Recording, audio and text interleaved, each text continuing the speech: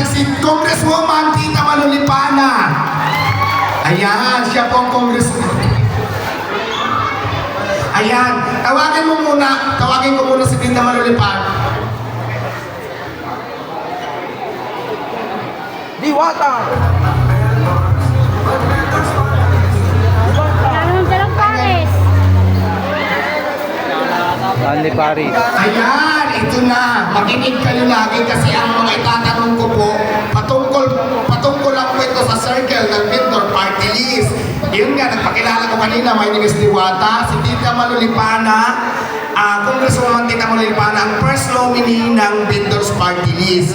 Tapos si Lawrence Pisiga naman ang third nominee. Tapos syempre kasama din ako sa Vendor Party List team, si Diwata Paris. Ngayon, ang tanong, may mananalo ng prize pag makakasagot.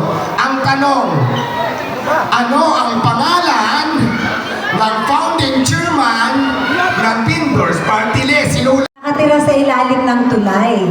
At nakita niyo naman sa kanya yung open book naman po siya na mula umpisa, nakita niyo nandiyan yung kung ano-ano ginagawa niya, nagtitinda ng kangkong, isa po, vendor din po yun. Naranasan ko rin po yun.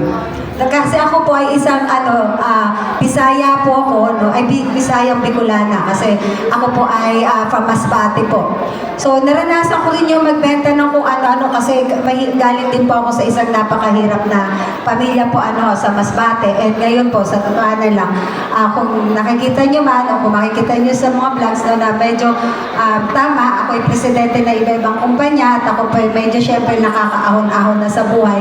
Kaya po ako ngayon, nandito sa harapan nyo ngayon, bilang pasasalamat ko rin po sa mahal na Panginoon na eto ko ngayon, kahit papano nakakaangat na sa buhay, gusto kong makatulong sa aking mga kapwa vendors kasi dati rin po ako vendor sa Pasay.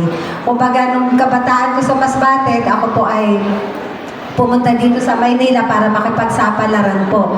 At ako po ay nakapagtapos po na aking kolehiyo. Medyo matagal lang kasi nga syempre working student po. So nakapagtapos pa ako ng kolehiyo sa Polytechnic University of the Philippines. Makamit din natin mga pangarap natin para kaunti na lang yung mahirap sa bansa natin. Correct. Kung lahat tayo magtutulungan, di ba lahat tayo aangat? Tama ba, Paper? Tama. Di ba? Nakakatuwa talaga. Ako tinanong ko kasi si Diwata noong nakaraan. Sabi ko, Mi, ilang taong ka na? Ako? 16. 16 times 3.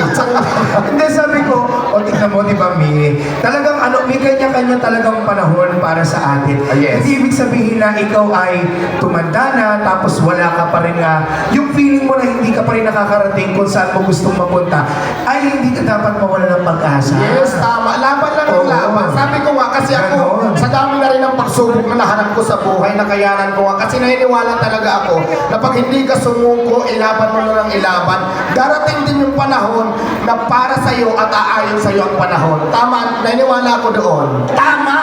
Dahil dyan lang sabi, tama!